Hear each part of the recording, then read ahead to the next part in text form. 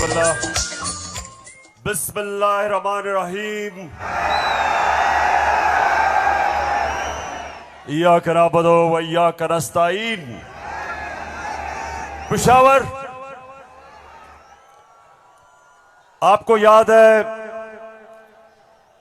कि मैं आखिरी दफा यहां कब जलसा किया था?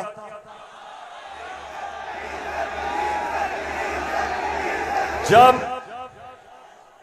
एक बैरूनी साजिश के तहत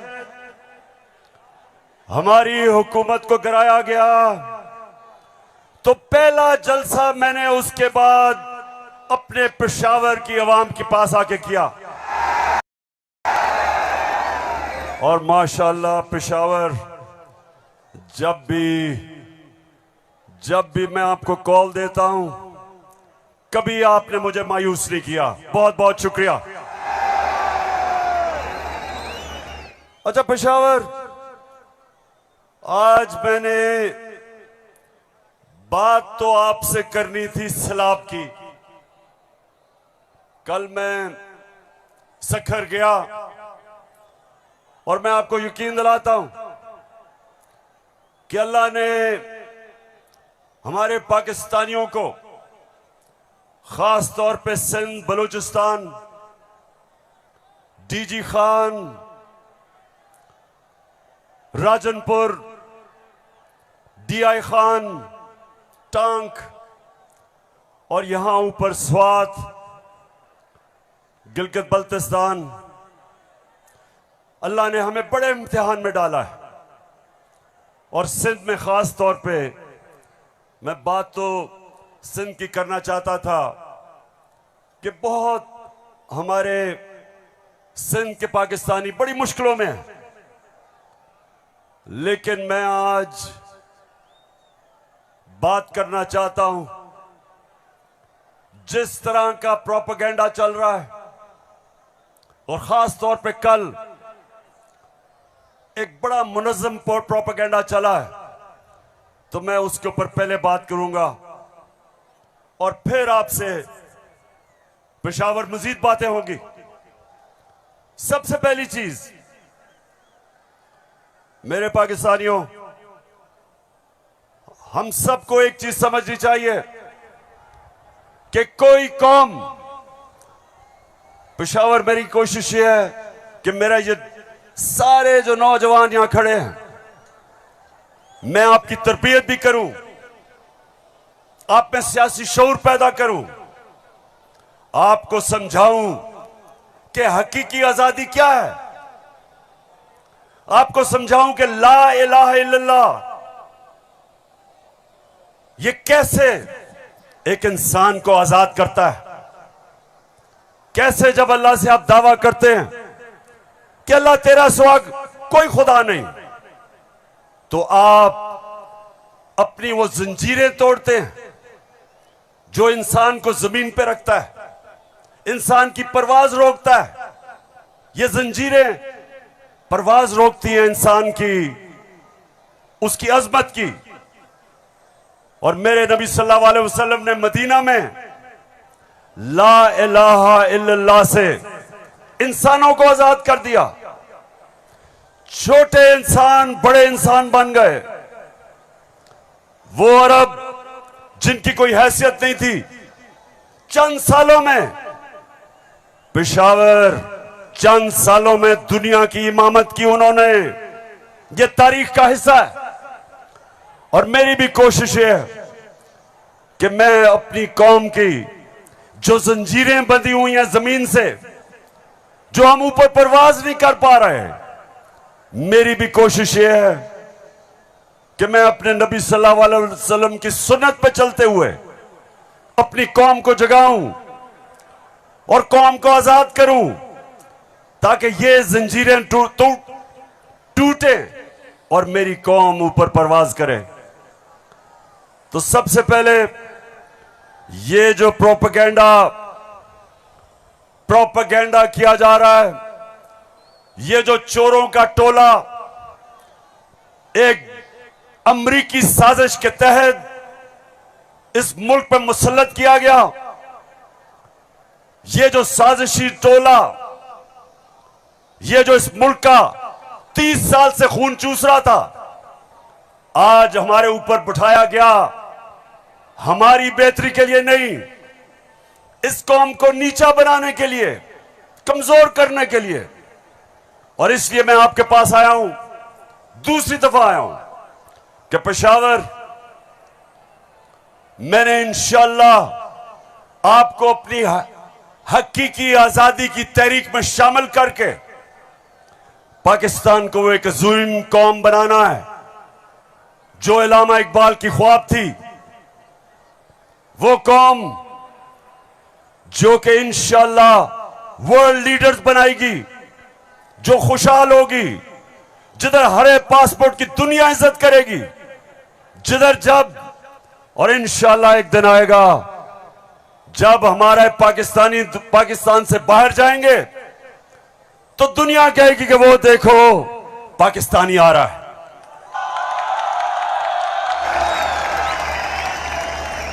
मेरे पाकिस्तानियों, एक ऐसा वक्त था कि अरब ताजर, मुसलमान ताजर जब मलेशिया और इंडोनेशिया गए तो कोई मुसलमान फौज नहीं गई थी इंडोनेशिया और मलेशिया।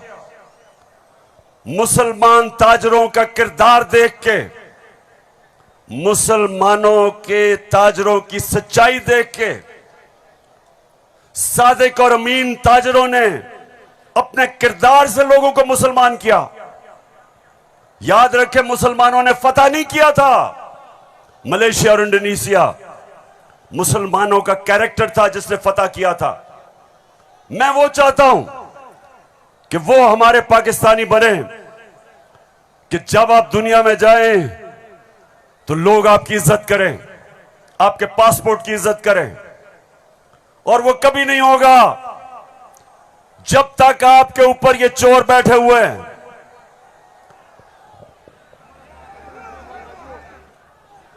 शहबाज शरीफ, मैं चाहता हूं पेशावर जरा गौर से, क्योंकि आज मैंने बड़ी वीडियोस दिखानी है आपको।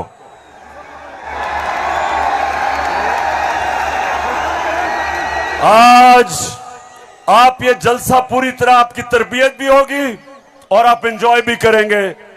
तो मैं जो आपको कह रहा था, फिर से मैं जो आपको कह रहा था कि मैं चाहता हूं कि मेरी कौम एक खुददार, गैरतमंद कौम हो, क्योंकि ला इलाहा इल्लल्लाह इंसान को गैरत देता है।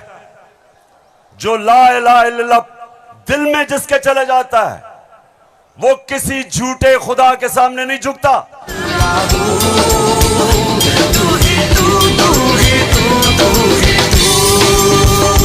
अच्छा, अब देखो,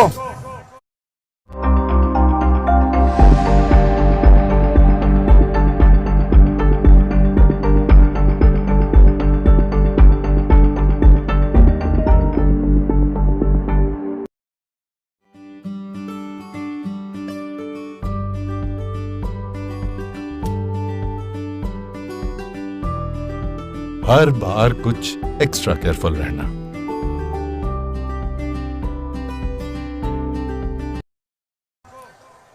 जो मैं चाहता हूं कि किस तरह की कौम मुझे चाहिए, और जरा ये देखे इंपोर्टेड क्राइम मिनिस्टर को। मैं सऊदी अरब से होके आया हूं, मैं यूएई के होके, अभी मैं तुर्की होके आया हूं, और मैंने उन भाइयों को कहा कि आप हमारे बड़े अजीम भाई हैं, हमेशा आपने हमारी मदद की। और मैंने यही कहा, जब मैं आया हूं तो आप समझेंगे शायद ये मांगने आया है, मैं मांगने नहीं आया। मैं आया हूं तो आप समझेंगे शायद ये मांगने आया है, मैं मांगने नहीं आया, लेकिन मजबूरी है। जिस तरह माजी में 75 साल में आपने हमारा हाथ बटाया है, कुछ अर्सा आप हाथ बटा। मैंने कहा मैं वादा करता हूं कि इंशाअल्लाह हम पूरी कौम, हम मिलकर दिन रात मेहनत करेंगे, पसीना गिराएंगे, अपने पांव पे खड़े होंगे। क्यों पेशावर, सुन लिया? ऐसे आदमी को आप अपना प्राइम मिनिस्टर मानते हो?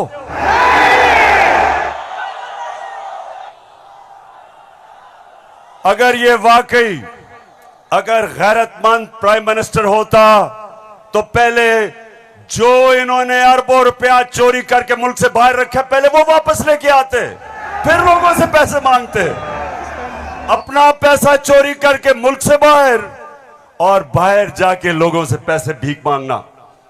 अच्छा पाकिस्तानियों, पेशावर, मैं आज आपको अब बताना चाहता हूं कि ये जो चोरों का टोला हमारे ऊपर मुसल्लत किया, अब इनको पता चल गया है कि ये हमें हरा नहीं सकते। हाँ मुझे पता है कि फजल रहमान भी इनमें से एक है। अब ये जो थ्री स्टूजेस हैं, इनको पता है कि मैच खेल के तो ये जीत नहीं सकते। इनको पता है कि जब भी इलेक्शन हुआ इन्होंने हारना है। अब ये कर क्या रहे हैं? साजिशें कर रहे हैं। किसी तरह इमरान खान को डिस्क्वालीफाई करवाओ, केस बनाओ, कभी तोशाखाना, कभी वो इनका पालतू इलेक्शन कमीशन, कभी वो कोशिश कर रहे डिस्क्वालीफाई करने के लिए। अदालत के अंदर मुझे दहशतगर्द बना दिया पेशावरों वालों। दहशतगर्द आपके सामने खड़ा है। कोशिश है कि किसी तरह बस इमरान खान मैच ना खेले। ये वैसे ही है, जब हम छोटे थे क्रिकेट खेलते थे तो जब एक टीम हारने लगती थी वो विकेटें उठा के ले जाती थी। अब ये यही कर रहे हैं, मैच खेल नहीं सकते, किसी ना किसी तरह बस इमरान खान को बाहर निकालो टीम से। दूसरी चीज, और ये उससे खतरनाक चीज कर रहे हैं पेशावर, ये कोशिश कर रहे हैं कि किसी तरह पाकिस्तान की सबसे बड़ी जमात,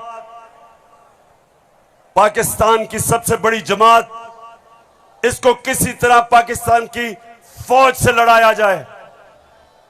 ये इनकी दूसरी कोशिश है। पहले डिस्क्वालीफाई करो और साथ साथ कोशिश करो कि पाकिस्तान की फौज के खिलाफ प्रोपेगेंडा करके लड़वाएं, और फिर पाकिस्तान की अदलिया के खिलाफ कि पाकिस्तान के अदारे किसी तरह तरीके इंसाफ के खिलाफ हो और ये किसी तरह मैच जीत जाएं। बस मैं आज आपको वीडियोस दिखाने लगा हूं, और मैं उससे पहले आपको बताऊं कि कोशिश इनकी क्या है। जो कुछ मैं कहता हूं, इनका प्रोपेगेंडा सेल बैठा हुआ है, वो हर चीज को मोड़ के कोशिश करता है कि या किसी तरह अदालत मेरे खिलाफ हो या किसी तरह फौज मेरे खिलाफ हो। अब मैंने क्या कहा था, मैंने अभी चंद रोज पहले क्या कहा, परसों मैंने क्या कहा, मैंने ये कहा कि फौज का जो आर्मी चीफ होता है उसको मेरिट पे सिलेक्शन होनी चाहिए।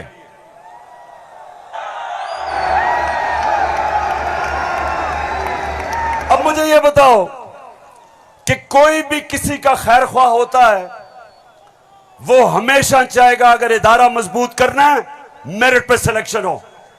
यह दुनिया का असूल है। आपने अगर फैक्ट्री सही चलानी है, ऊपर मेरिट पे आदमी बिठाओ।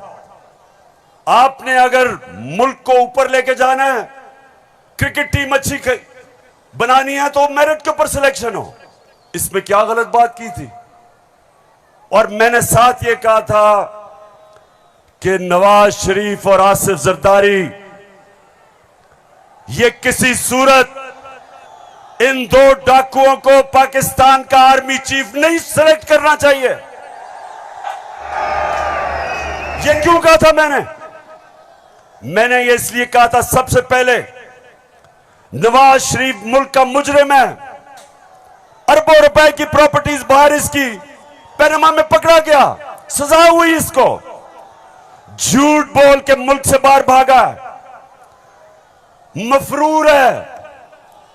मुझे यह बताएं पेशावर, जरा मुझे यह बताएं कि क्या एक चोर को, एक मफरूर को, एक भगौड़े को जो मुल्क से बाहर पैसा ले जाता है, क्या उसको पाकिस्तान का आर्मी चीफ सिलेक्ट करना चाहिए? जरा मुझे बताएं।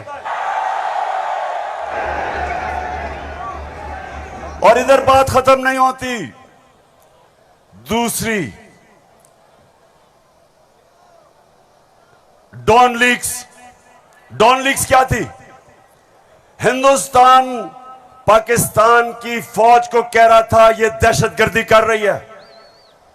हिंदुस्तान उस वक्त के पाकिस्तान के सिपह सलार रहील शरीफ को कह रहा था ये दहशतगर्दों का सरदार है। और डॉन लीग्स में क्या चीज सामने आती है? बजाय नवाज शरीफ और नून लीग अपनी फौज के साथ खड़े हो, वो हिंदुस्तान को पैगाम पहुंचाते हैं कि जी हम कुछ नहीं कर रहे, फौज सब कुछ कर रही है। अपने से फौज को अलग कर लिया। काठमांडू में सार्क मीटिंग में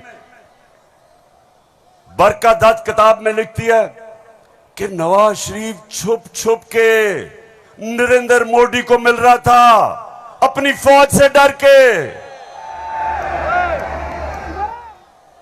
और दूसरी तरफ आसिफ जरदारी, वो अमेरिकनों को कहता है, अपने अमेरिका में पाकिस्तान का एम्बेसडर हुसैन हक्कानी, वो जाके अमेरिकनों को एडमिरल मलन को कहता है कि जनाब पाकिस्तान की फौज से बचा लो। ये वो लोग हैं, बताओ मुझे, ये आर्मी चीफ सिलेक्ट कर सकते हैं? क्या हम इतने अहम ओहदे इन दोनों चोरों के हाथ में देंगे? नहीं देंगे। लेकिन तीसरी चीज पेशावर सुनो, इन्होंने सबको, मैंने बार बार आपको वो मुरासला दिखाया जो अमरीकी अंडर सेक्रेटरी ने धमकी दी पाकिस्तान को, पाकिस्तान के एम्बेसडर असद मजीद को, कि अगर तुमने इमरान खान को ना हटाया तो पाकिस्तान को मुश्किलों का सामना करना पड़ेगा। और नो कॉन्फिडेंस मोशन में अभी टेबल नहीं हुई थी, तब वो धमकी देता है। और सबको पता है उसके बाद क्या हुआ। नो कॉन्फिडेंस आता है, चोरी के पैसे से मेंबर पार्लियामेंट खरीदे जाते हैं, करप्शन के पैसे से लोटे बनाए जाते हैं। और आपका भी एक बहुत बड़ा लोटा था। कौन लोटा था आपका? एक ही पख्तूनख्वा से लोटा आया और बहुत बड़ा लोटा था वो। लोटों पे पैसा चलता है, लोटों पे नोट चलते हैं, और उसके बाद हमारी हुकूमत कराई जाती है और इनको इंपोर्टेड हुकूमत ऊपर लगाई जाती है। और मेरा तीसरा सवाल है कि क्या वो लोग जो बाहर से मुसल्लत किए गए हैं, जिनके पैसे और दौलत बाहर पड़ी है, क्या उनको पाकिस्तान के आर्मी चीफ को अपॉइंट करना चाहिए? बताओ। तो मैंने ये कहा और कहते कि जनाब इमरान खान तो फौज के खिलाफ है। करो। अब मैं चाहता हूं ये नून लीग के दो, एक वजीर और एमएनए, जरा आप इनकी वीडियो देखें और उसके बाद बात करता हूं। सियासी मामलात थे और जिस तरफ इस साल के आखिर में एक बड़ी तब्दीली आनी थी, उसमें तो ये नजर आ रहा था कि इमरान खान का जो गठजोड़ है ये तो अगले 15 साल रहेगा अगर इस तरह हालात रहे। और जिस तरह के उनके प्रोग्राम थे, हम सब ने डिस्क्वालीफाई होना था इस साल के आखिर में, तमाम जो अपोजिशन की लीडरशिप है। अच्छा, उनका तो ख्याल था कि मैं सफाया कर दूंगा, मैं किसी को नहीं छोड़ूंगा। तो ये आपका खदशा है? मालूमात है जी, हमारी सीरियस मालूमात। आपके ख्याल में आप ये लोगों को भूल जाता है, लेकिन कुछ माह पहले जो कहा कि हम नैब के कुछ 100 जज और हायर कर रहे हैं और हम सारे केसों को एक्सप्लाइट करेंगे, तो उस मैथ्स लेवल के ऊपर मैथ्स लेवल पे डिस्क्वालिफिकेशन होनी थी। बिगिनिंग शहबाज शरीफ डाउनवर्ड, शहजादा अब्बासी, हसन इकबाल और ऑल ऑफ अस, सिर्फ मुस्लिम लीग नून की नहीं। आपके ख्याल में जो कोalition बनी है वो इसी वजह से बनी है कि इमरान खान साहब के तो फाशिस्ट प्लान्स थे ना इस मुल्क के ऊपर हमला करने के। तो लिहाजा ये आज मुश्किल जरूर है, लेकिन ये हमें याद रखना है जब हम मुआशरत की डिस्कस करते हैं कि यहां जमहूरियत का, हाकमियत का और वफाकियत का मामला भी मौजूद है, जिसको हमें साथ लेकर चलना है। तो इसलिए एक लार्जर कॉन्टेक्स्ट में सियासी मामला कि जो हमें लोग कहते थे डराते थे, दबाव में लाते थे इस बात पे कि अगर फौरी तौर पर अदम एतमाद करके आप हुकूमत में ना आए तो फलां आ जाएगा, फलां बैठ जाएगा किसी चेयर पे। कोई किसी किस्म का हमें उस वक्त भी ना नोटिस था ना हमने लिया था, मगर इत्तेहादी जमातों के हम फैसलों पर के पाबंद थे। मैं आज भी ये बात कहने लगा हूं कि अगर कि जो हमें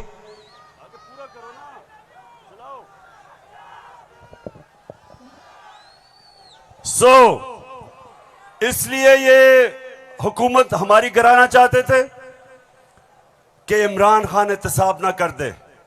डर ये था कि अगर इमरान खान रह गया तो ये जेल में चले जाएंगे, क्योंकि इन्होंने जो चोरी किया वो पकड़ी जाएगी। मतलब ये कि ये इसलिए गिराना चाहते थे, महंगाई वजह नहीं थी, माइशत वजह नहीं थी, वजह सिर्फ एक थी कि इन्होंने एनआरओ लेना था और 1100 अरब रुपया अपना माफ करवाया।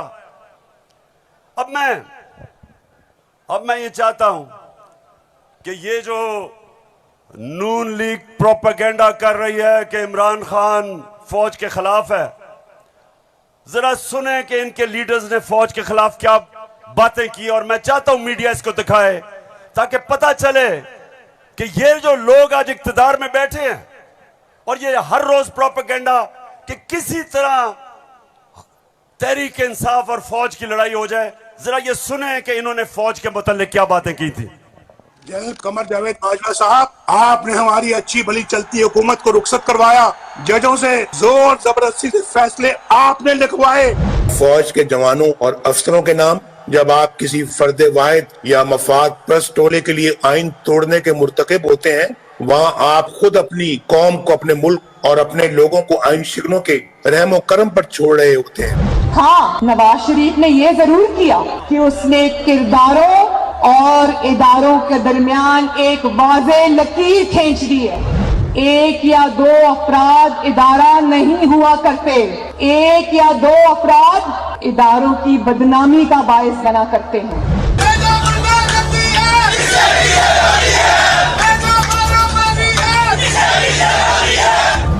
जो शख्स इस किस्म की कार्रवाइयों में मुलव्वस रहा हो उसका एहतसाब होना चाहिए उसको, बल्कि इतने बड़ी उनकी ग्लेयरिंग चीज़ें हैं शायद 73 साल की तारीख में कभी नहीं मिलती, तो अब तो उनका एहतसाब होना चाहिए।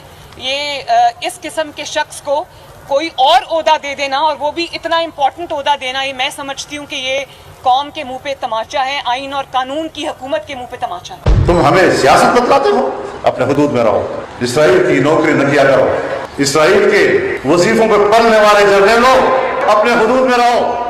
बड़े रैंकों वालों से भी अपने आप को मोहतरम समझता हूँ, और अगर बिगड़ोगे तो फिर अगर हम बिगड़ गए तो अफगानिस्तान में अमेरिका का क्या हासिल हुआ, खुदा की कसम यहाँ तुम्हारा वही हासिल।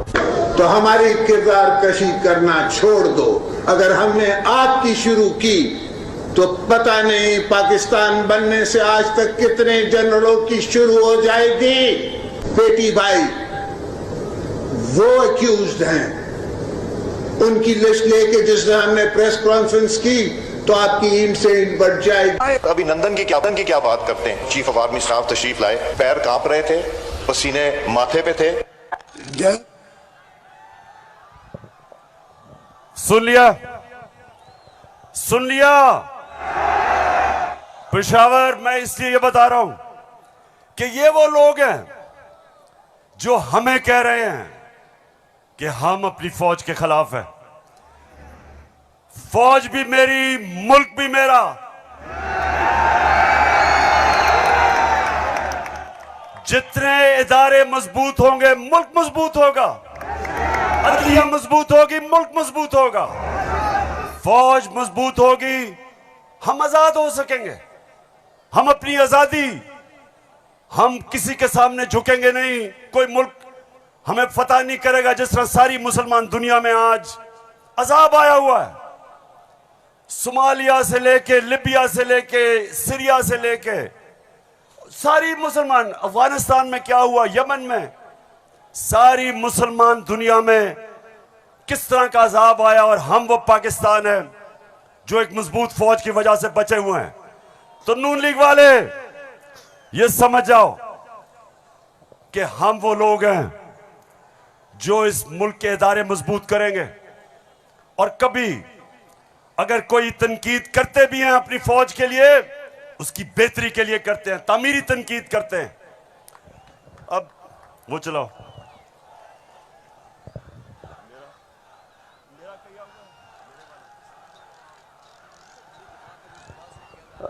ये बड़ा इंपॉर्टेंट है, मैं अपनी सारी कौम के सामने कहना चाहता हूं। देखिए, एक तो जो फौज का इदारा है, कभी इसके खिलाफ बात ना करें, क्योंकि फौज एक ऐसी चीज है जो अगर हमारी फौज ना होती तो ये मुल्क में नहीं रहना था।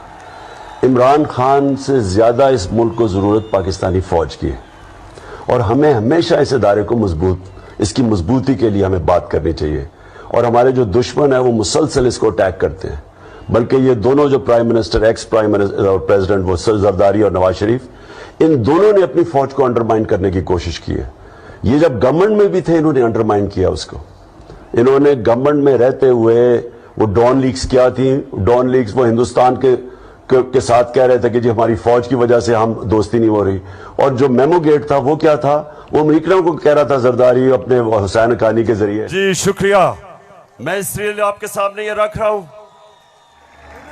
कि ये मैं आज से नहीं कह रहा, ये मैं हमेशा समझता हूं। और आज तो है ही 6 सितंबर। पेशावर, मुझे अभी भी 6 सितंबर याद है। मैं उस वक्त स्कूल में था, और मुझे याद है जब के लाहौर के पास हिंदुस्तान की फौज आई, और जो वहां जिस तरह की हमारे घरों में बमबारी की आवाज आ रही थी, तो मुझे तो बड़ी अच्छी तरह 6 सितंबर याद है। और मुझे यह भी याद है कि सारी कौम तब खड़ी थी अपनी फौज के साथ। अब दूसरी चीज, मैं ये चाहता हूं कि आप सब देखें कि जुडिशरी के खिलाफ ये नून लीग ने पाकिस्तान की अदलिया के खिलाफ क्या बातें की हैं, जरा ये जरूर देखें, फिर मैं आप अगली बात करता हूं। इस तरह बेंच फिक्सिंग भी एक जुर्म, इस पे भी 100 मोटे। फजल रहमान देख ले कितना गुस्सा चढ़ा हुआ है इसको। सारे फैसले एक ही जज करेगा, जैसे लगता है कि उसका जज नहीं है, उसकी पार्टी का रुकन हो। जब बेंच बना तब से लेकर आज तक के फैसले तक इंसाफ होता हुआ नजर नहीं आ रहा था। अपने एक शख्स की वजह से आज आइन की तशरीह को में फर्क डाला जा रहा है। अपनी मर्जी से आइन की तशरीह की जा रही है। फुल कोर्ट इसलिए नहीं बनाया गया कि अगर फुल कोर्ट बन जाती तो आज का फैसला मुख्तलिफ होता। मौजूदा बेंच है, उसमें जो मुअज़्ज़ज़ जज साहबान बैठे हैं, उन जज साहबान का हमारे मुतल्लिक़ जो उनके ख्यालात हैं उनसे भी कोई ना वाकिफ नहीं है, ना हम ना वाकिफ हैं। और उसके बाद हर वो केस जिसका फैसला हमारे खिलाफ आना हो, उस बेंच का जो है वो वही हिस्सा होते हैं। और अब तो ये बात पहले से जो है वो प्रिडिक्ट होने लगी है। जो सहाफ़ी वहाँ सुप्रीम कोर्ट की कार्रवाई को कवर करते हैं, तो वो पहले से जब बेंच बनता है या कोई केस जाता है तो वो पहले से बता देते हैं कि इसके ऊपर फलां बेंच बनेगा। अगर कुछ लोग गैर जानिबदार नहीं होंगे, अगर इसके सहूलतकार पीछे नहीं हटेंगे, तो हमें बता दें मुल्क कौन चलाएगा। सुप्रीम कोर्ट के जजेस ने पीछे बेंड करके अपने आप को कभी इधर कि नहीं, शायद उनको समझ नहीं आई, शायद उनके तक पैगाम नहीं पहुंचा, वगैरह वगैरह करके इनको हाथ नहीं लगाया। इनको तो मतलब ये है कि इनको कौन सी दीवार पे लगाया। तो जिस तरह मैच फिक्सिंग एक जुर्म है, इस तरह बेंच फिक्सिंग भी एक जुर्म। जब बेल का फैसला होने वाला होता था, जेल में उस दिन खबर मिलती थी कि 3 हफ्तों के लिए बेंच डिसॉल्व हो गया, नया बेंच, या कोई जज छुट्टी पे चला गया। जाता नहीं था, भेजा जाता। काजी फाइज ईसा साहब के मामले में माय लॉर्डशिप से ये पूछना चाहते हैं कि वो आपके ब्रदर जज थे ना, आपने क्या किया? तो फिर हमारी बात नोट कर लो, हम हर उस अदालत का और उस जज का घेराव करेंगे जो तुम्हारे इस गंदे और घटिया एजेंडे को परवान चढ़ाने के लिए अपोजिशन के खिलाफ जो है इक़दाम करेगा। चीफ सेक्रेटरी साहब, आपको इस बात का जवाब देना पड़ेगा। आपने इधर ही रहना है, आपके बच्चों ने भी इधर ही रहना है। कमिश्नर लाहौर साहब, आपने भी इधर रहना है, आपने सर्विस भी करनी है। इसलिए आपको ये चाहिए था कि आप इस गैर कानूनी अमल के आगे दीवार बनते और इसे बजा लाने से इनकार करते। आला अदलिया के जजेस पार्टी बनकर अगर चीफ जस्टिस वो जबान इस्तेमाल करेंगे जो इमरान खान कंटेनर पे चढ़ के करता था, तो उस जबान का वही जवाब मिलेगा जो नवाज शरीफ के सियासी मुखालिफिन को दिया जाता है। आप कौन होते हो किसी की तौहीन करने वाले? आप कौन होते हो किसी की तज़हीक करने वाले? ऐसे नाइंसाफी पर मबनी फैसले करोगे, बुग्स पर मबनी फैसले करोगे, इंतकाम वाले फैसले करोगे तो कौन इज्जत करेगा आपकी? फिर तौहीन अदालत लगा देते हो। 5 मेंबर बेंच ने सियासी पार्टी बना दिया पूरी अदलिया को और उसको मुस्लिम लीग नून के सामने ला के खड़ा कर दिया। क्या बताओ, मुल्क की सबसे बड़ी अदालत की इससे भी बड़ी तौहीन हो सकती है कोई? हम आपकी इज्जत करना चाहते हैं, आप भी तो अपनी इज्जत करवाओ। तो जस्टिस अजमत सईद साहब जो है उनको कौन नहीं जानता। पर्सनली जाती तौर पे असरअंदाज होकर उन्होंने JIT बनवाई। बदनाम जमाना JIT को आज तक व्हाट्सएप। मैं सिर्फ आपको ये थोड़ा सा सैंपल दिखा रहा हूं कि किस तरह का ये अपने पाकिस्तान की अदलिया के खिलाफ क्या जबान इस्तेमाल की गई है। और मैं अपना आपको बता दूं, आज से 26 साल पहले जब मैंने सियासत शुरू की तो उसको इंसाफ की तहरीक का, आजाद अदलिया के लिए सबसे पहले हम खड़े हुए। जेल में वाहिद सियासी लीडर था जो आजाद अदलिया के लिए जेल में गया। 2008 की इलेक्शन बॉयकॉट की अपनी अदलिया के लिए।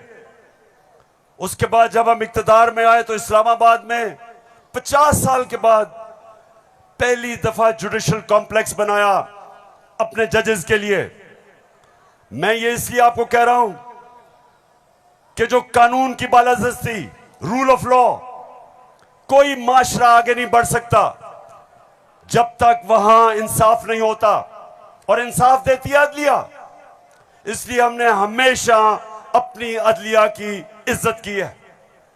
ये जो नून लीग के लोग हैं जो आज जिस तरह की जबान इस्तेमाल कर रहे हैं, सोशल मीडिया पे अटैक कर रहे हैं इस्लामाबाद के चीफ जस्टिस को, ये कभी, मैं आपको ये बता रहा हूं कि मैंने कभी अपनी पार्टी को इजाजत नहीं दी कि अदलिया को अटैक करे, क्योंकि आखिर में इंसाफ होगा तो मुल्क में खुशहाली आएगी और इंसाफ अदलिया देती है। मुझे बड़ा जनाब इन्होंने कहा कि देखें इमरान खान ने कोई बड़ी गलत जबान इस्तेमाल कर दी। मैं आप सबके सामने आज ये कहना चाहता हूं कि मैं अपनी अदलिया की इज्जत करता हूं, लोअर कोर्ट्स की इज्जत करता हूं। वो लोअर कोर्ट्स जो आम इंसानों की खिदमत करते हैं और मुश्किल हालात में अगर एक मैजिस्ट्रेट जेबा के खिलाफ ऐसे लगा कि मैंने कोई सख्त जबान इस्तेमाल की, उसकी वजह थी मैं शहबाज गिल को देख रहा था, उसके ऊपर तशद्दुद हुआ, उसको जिसको कहते हैं कस्टोडियल टॉर्चर, उसको हवालात में बंद करके तशद्दुद किया गया, नंगा किया गया। और उसकी जब हमने देखा उसके हालात और उसके ऊपर प्रेशर डाला गया कि मेरे खिलाफ स्टेटमेंट दे, मेरे ही उसके ऊपर अगर ज्यादा ऐसे लगा सख्त स्टेटमेंट है, ये मेरा मकसद नहीं था। कभी मैं ये नहीं समझ सकता कि मैं किसी जज को धमकी दूं, लेकिन मैं आज सबको ये कहना चाहता हूं कि इस मुल्क में जब तक इदारे मजबूत और ताकतवर नहीं होंगे मुल्क ऊपर नहीं आएगा। आज अगर मगरिब के अंदर खुशहाली है तो वहां इंसाफ है। जितना ज्यादा इंसाफ और कानून की बालादस्ती उतना खुशहाल माशरा। तो मेरी तो पहले दिन से यह स्ट्रगल है। तो पेशावर सबको मैं आज पैगाम देना चाहता हूं कि ये जो कोशिश की जा रही है तहरीक इंसाफ को इदारों से लड़ाने की, ये कौम सब समझ गई है। कौम में सियासी शऊर आ गया है। लोग एक एक चीज कभी भी पाकिस्तान के अंदर अवाम और बच्चे और नौजवान और मेरी ख्वातीन बहनें कभी इस तरह का शऊर और बेदारी नहीं थी जो अल्लाह के फजल से आज पाकिस्तान में है। तो ये जो चोरों का टोला, ये जो बार बार कोशिश कर रहा है कि तहरीक इंसाफ को दीवार से लगाया जाए, सब सुन लो कि जितना तुम मुझे दीवार से लगाओगे उतना मैं और तुम्हारे से मुकाबला करूंगा, लड़ूंगा तुम्हारे से।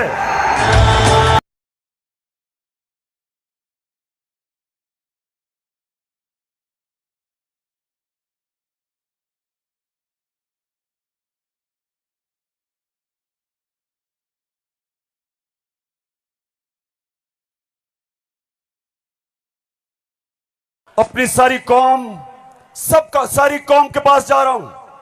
7 महीने से मैं पब्लिक में हूं, हर शहर में जा रहा हूं, अपनी कौम को तैयार कर रहा हूं कि मेरे पाकिस्तानियों, जब मैं तुम्हें कॉल दूंगा तुमने निकलना है मेरे साथ। कहती है ये राहे अमल, आओ हम सब साथ चले, मुश्किल हो या आसानी हाथ में डाले हाथ चले, धड़कन है पंजाब मगर दिल अपना मेहरान है।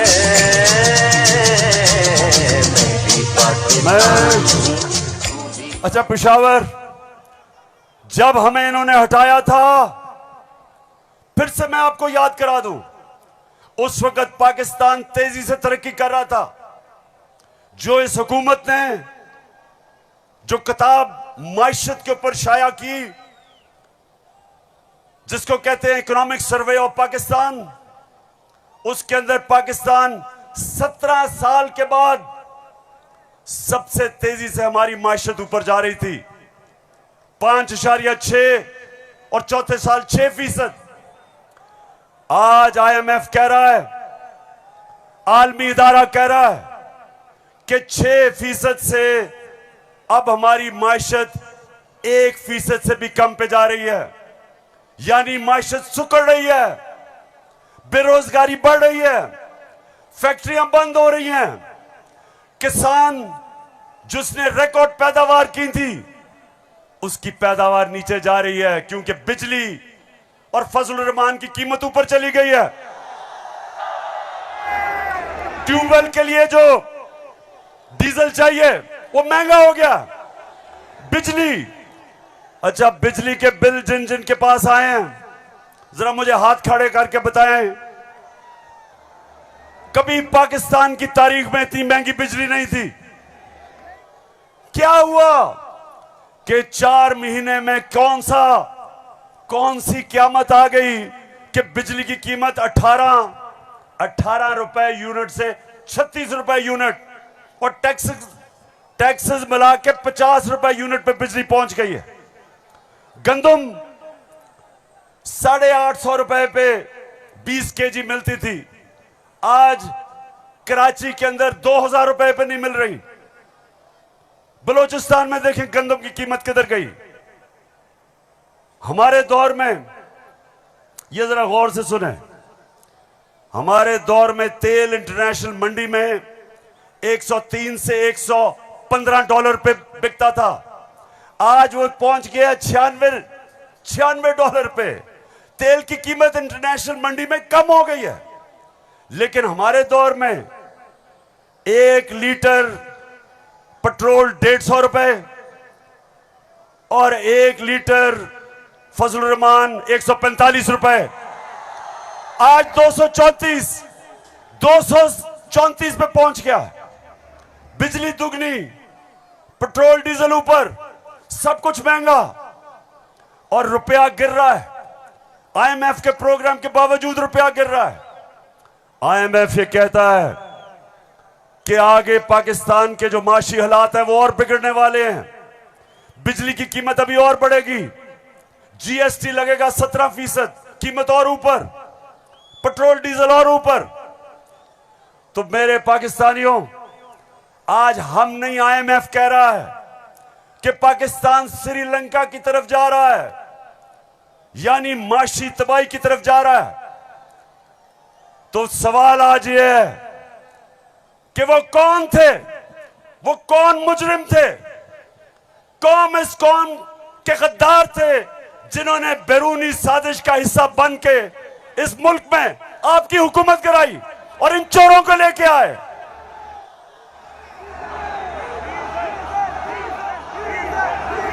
मैं अब जरा जो आपको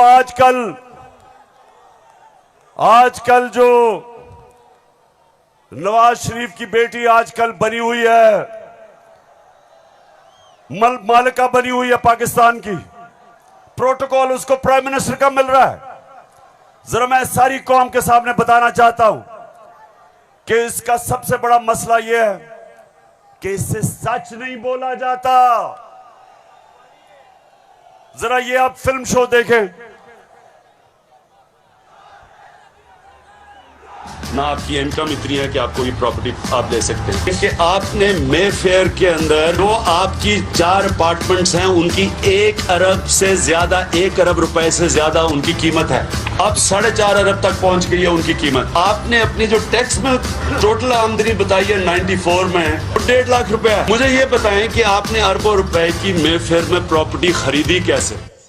सुन लिया, ये आज से 10 साल पहले मैंने पूछा कि बताएं आपने आमदनी तो अपनी दिखाई नहीं, तो ये अरबों रुपए की बर्तानिया के सबसे महंगे शहर लंदन के सबसे महंगे इलाके में आपने अरबों रुपए की प्रॉपर्टी कैसे ली?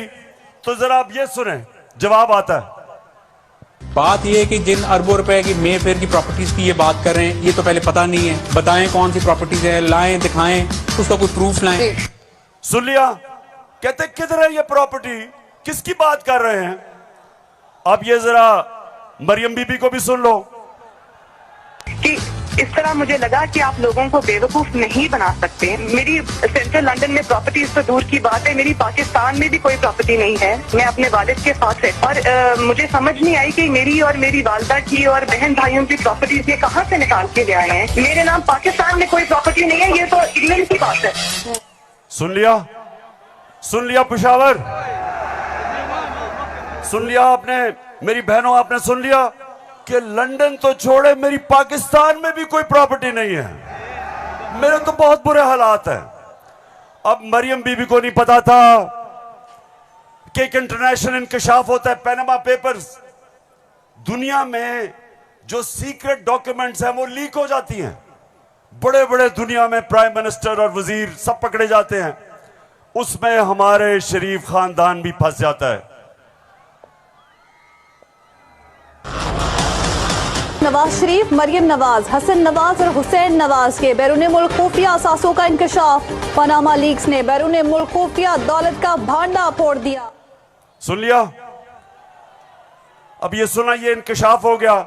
जब इंकशाफ हुआ तो मरियम के भाई हुसैन शरीफ क्या कहते हैं, ये जरा सुन लें।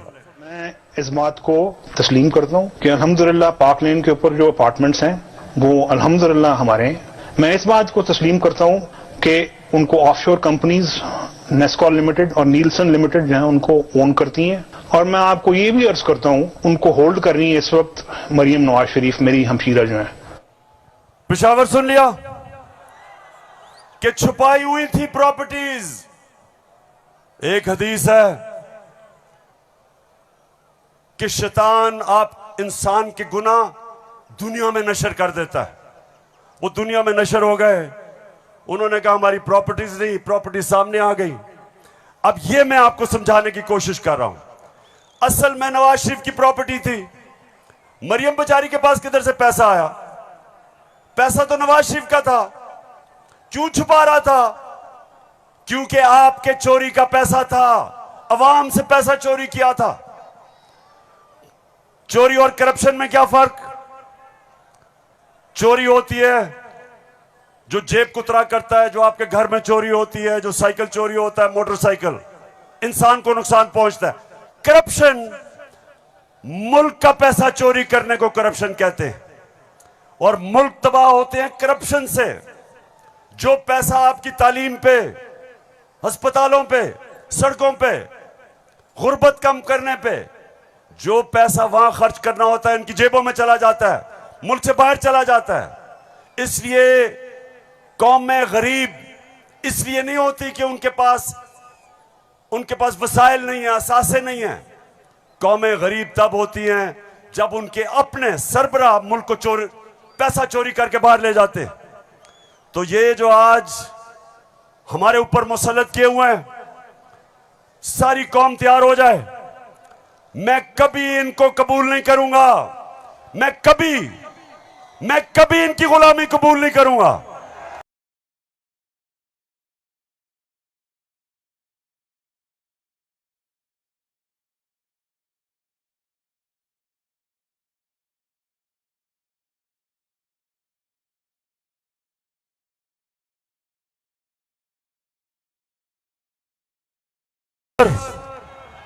हाथ खड़ा करके बताओ आप तैयार हो जब मैं आपको कॉल दूंगा?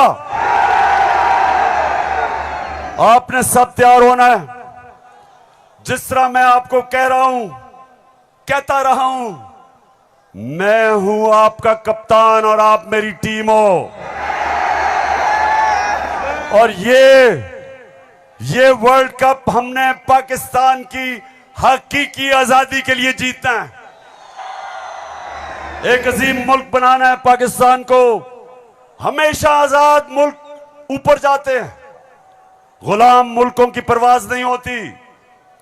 हम ये नहीं चाहते कि हम किसी दुनिया के मुल्क से लड़ाई करें।